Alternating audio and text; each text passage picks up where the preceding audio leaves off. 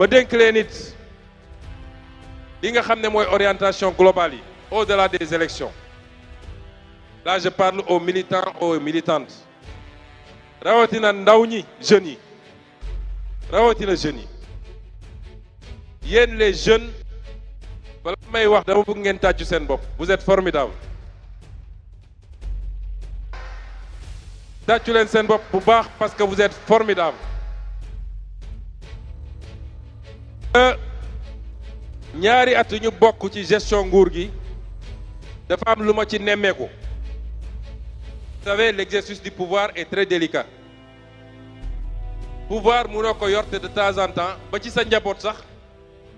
doo poser acte boo xam ne amaana du neex ma Samba wala ma Demba. moo tax ñoom seen préoccupation bi gënoon a rëy mooy est-ce que Sonko digganteem ak jeunesse bi yàqu na. est-ce que ndaw ñi mere nañ ko. tous les prétextes ont été bons. bu ñu nee fii ambulant mënu fee taxaw ñu dem ne leen gis ngeen waa ji bëggu leen. bu ñu nee problème am na université ñu dem essayer wëlbati étudiants yi. parce que seen obsession mooy nañu fexe bañ ña Sonko digganteem ak ndaw ñi yàqu na. loolu mooy seen obsession. kon yéen ndaw ñi li ma leen di ñaan. PASTEF est devenu un parti mature. C'est le parti le plus complet au Sénégal. Toutes les lignes coché nañ ko. parti bu eggee foofu nag dafa war a doon un parti modèle. dafa war a doon un parti boo xam ne du yomba jàmm ci attitude ñi ko bokk ci seen comportement ci seen kàddu. parti bi dafa war a fexe ba doon un parti exemplaire. parce que benn yi nga xam ne ba léegi dañuy am appréhension kenn ku ne su ñun suy wax day jàpp ni kilifa diine nga koy déglu maga nga koy déglu xale bu ndaw a ndaw mi ngi koy déglu kon ñun dañu war a xool nu ñuy waxeek nit ñi. moo tax bu leen topp Pastefu 2021 du Pastefu 2026 kon yenn kàddu yi ñun nañ ci génn parce que ñooy parti majoritaire. les colibés, les insultes, les injures jël nit utal ko tur di ko tuddee yooyu yëpp ça ne grandit pas Pastef. ñun weesu nañu loolu. Pastef est un parti d'idées, un parti de savoir, un parti de science, un parti de programme. Je veux que ngeen déglu ma baax la jeunesse. léegi rek bi may génn ci oto bi dégg naa ay slogan mais yéen ëpp ngeen loolu léegi. yéen ëpp ngeen loolu la jeunesse du parti. ëpp ngeen ay slogan ak ay tur yu ñuy tuddee nit. lépp loo xam ne day doon lu njaga suñuy teg ci nit bàyyi leen ko. wane leen ni vous êtes une jeunesse bien forte, une jeunesse intelligente, une jeunesse intellectuelle, une jeunesse citoyenne. wane leen ni li ñu woote ci li war a jëmale réew mi kanam yéen a ngi koy incarner. C'est ça que je veux désormais. Ne cédez pas à la provocation. parce que ñoom li ñuy wax xam ngeen lan la dañ naan ndaw Pastef ku neex a booleeg sénégalais yi la ku neex a booleeg àdduna la ku xëy naan kafeem rek xaw a am lu ñagas sum wax ci Ousmane Sonko rek ndaw ñépp topp ci. ñun dépassé nañu loolu. yonent moo ñu gën fuuf te dégg na lu ne waaye lu ñu yëkkati rek ci ñun loolu day wëlbati ku nekk avantage ci ñun. kon li ma leen di ñaan parce que déglu leen ma bu baax dama xam seen stratégie xam li ñuy togg te lépp lu ñu def suba ba ngoon jot yàlla may nañu mu egsi ci ñun. la ñuy togg mooy fexe ba li fi amoon diggante 2021 ak 2024 ñu defaat ko. dañuy fexe mooy ñoom li ñu bëgg mooy génne àll ci bëtu àdduna yépp ni Pastef parti fitna la. parti xuloo la parti saaga la parti xeex la moo tax ñu leen di provoquer. ils vont rester dans la provocation. dañu fay ay nit ne leen saa yoo xëyee waxal lu ñaaw ci Ousmane Sonko. dañu fay ay nit ne leen provoquer leen bu ko defee xale Pastef bu réagir ñu ne dem leen jàpp ko parce que moo wax diw lii moo wax diw lële Pastef moo mag loolu. Ne tombez pas dans ce piège li ma leen sant mooy rester dans le travail de massification rester dans le travail d'éveil des consciences sillonner le pays dugg leen ci village yi dugg leen ci gare routière yi dugg leen ci école yi ci université yi parce que loolu mooy dëgëral parti bi. salaam patriote yi yéen a mën bés ñu ngi leen di jaajëfal bu baax comme ni ko président Ousmane Sonko defee ci jaajëfal bi mu leen jaajëfal ci ni ngeen renouveler confiance bi nga xam ni moom ngeen am si moom ba tabaat ko une deuxième fois bu mu jiite parti Pastef ndax Pastef bañ ko sosee daanaka ñi ko sosoon matuñu woon fukki nit wala boog ca lay yem ñu daw fukki at ak ñaar ñu renouveler waat confiance boobu ginnaaw bi peuple bi comprendre patriote yi loolu lu am solo la ci wàllu liggéey bi nga xam ni moom lañu sumb nii da nga xam ni donte génne nañ ko ci gouvernement bi mais mi ngi ci biir ba tey ndax mandat bi mandat wu patriote yi la président moom ko de waaw looloo tax nag muy wax nee na Pastefu 2021 du Pastefu 2026 loolu il faut ñu comprendre ko Wolof Njaay nee na xar day weesu mbote bu leen ne répondez pas à la provocation bu leen ko nangu moom li mu xam doy na sëkk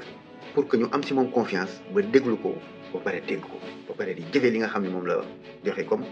ay directive maanaam nañu rester discipliné parti dafay am discipline boo wóoloo nit ki ba jiital ko na la léppam doy te ñun Ousmane Sonko léppam moo ñu doy ndax d'abord dafa gëm yàlla jiital léppam da see jiital yàlla waaye it jàppee ñi mu àndal wala boog ñi renouveler confiance am ñu ko renouveler seen confiance nawle wax ji nag matatu ko mooy li mu wax nañ ko def mooy nañu massifier parti bi le maximum parce que 10 000 cellules lañ soxla 1 million de membres actifs loolu du liggéey bu yomb comme ni ñu sawaree bu wootee ñu wuy si ko nañu sawaree noonu nekk ci terrain bi di massifier di def ay cellules méttiwul boo amee 25 personnes mën ngaa samp sa cellule defar sa bureau woowaa section communale bi lu validé ko loolu fu mu mën a nekk ci Sénégal war nañ ko mën a liggéey à travers Afrique ci yeneen départements yi parce que c'est des départements ñu def ko aussi immigré yi nekk foofu te bëgg Ousmane Sonko bëgg adhéré nañ leen yaatal loolu parce que loolu mooy liggéeyu Pastef noonu lañ ko daan defee ñun ba ñuy soogal door 2016 ba tey te bàyyiwuñ te duñ bàyyi waaye restez discipliné bu leen ko rusloo ne répondez pas à la provocation jaru ko ñii deseetuñu dara lu dul fexe ñoo wokk bu ko defee ñu leen xuri loolu buñ ci dugg loolu jeex na poursuivez le travail de terrain ba pare nag réserver l'unité de la cohésion sociale des patriotes la fraternité boobu ci parti bi ngir yàlla nañ leen ko jëmmal ndax loolu la ñu xamee woon da ngay dajeeg sa benn mbokk patriote xam ko mu mel ni da ngeen bokk ndey ak baay parce que li ngeen bokk gëm la ci parti bi mooy jëmm Ousmane Sonko ji nga tax yow nga bëgg Ousmane Sonko li tax nga bëgg Ousmane Sonko boo dajeeg sa morom mooy tax ngeen mel ni ku bokk ndey ak baay muy lu am solo te lu nekk lu yomb de ñi ko bëgg ci réew mi ak a ñoo bari na ay parti yu fi nekk ay bu ñu amoon li Pastef am wala li Ousmane Sonko am dañuy daw ba seen dal dagg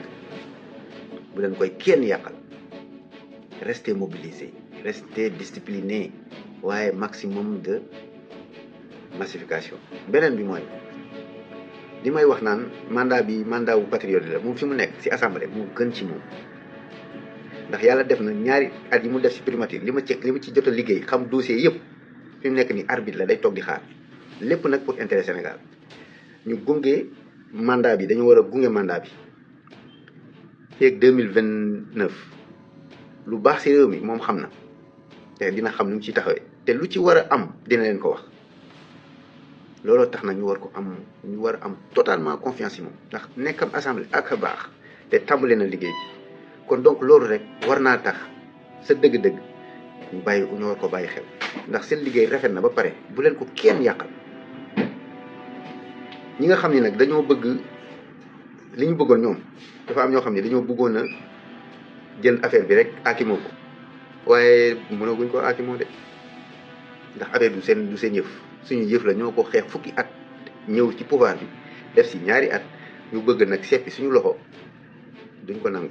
waaye avec la manière comme ni ko président Ousmane Sonko waxee gis nga wax dégg-dégg la laaj dégg-dégg te loolu nag moo ñu xaw a manqué tuuti dañu xaw a émotif de trop loolu nag il faut ngeen travailler ko nag seen bopp maa ngi jégalu nag ci lii may wax ni mais vraiment dañoo war a suude bu waat bàyyi émotion bi amuñ sëriñ man fii maa ngi gis Ousmane Sonko mu nekk ci jàmm man damay ne ci jàmm te damay gën a sawar ci liggéey bi loolu rek doy na kon donc ñu ngi leen ci invité yéen ñëpp liggéey bi daal léegi jaratul coow te am na sax lu mu waxaat maa ngi koy bëgg a fàtte mooy na ñëpp dem inscrire bëgg naa Ousmane Sonko bëgg naa réew mi soppeeku te ba inscription yi jotee demoo inscrire wala ba nga waree changer sa carte d'identité def ñu war a seet dindi non-vote bi defoo ko ah kon yow sa bëggeel ci Sénégal ak Ousmane Sonko ci parti bi des na sa dëgg-dëgg bu ñu waxantee dëgg léegi lañ ko war a tàmbali tout de suite et maintenant moo gën parce que gis nga combat politique da nga koy teel a waajal tout de suite te ci lii nag mu wax nii bokk na ci li mu fàttali li si des nag du ma ci ñëwaat waaye di leen jaajëfal ndax da ngeen mën bés jëmmal ngeen bés bi te rafet na am na ñu bëri tey jii nii bu ñu tëddee wala bokk seen nelaw jamono ji seeni nelaw tey lay gëj a neex ndax démb démonstration de force bi nga xam ni def ngeen ko ba ñëpp gis ko ci Sénégal ci Afrique ci àdduna bi loolu dafa baax lool ci wàllu politique boo leen ko comprendre rek xoolal li ci des ay détails yooyu yenn détails yi di provocation yeeg bu leen ko nangu téye leen ko fi ngeen ko téye rek wax ci jeex jaa ngeen jëf vive président Ousmane Sonko ak waa Pastef ak les sympathisants que nous sommes jaajëf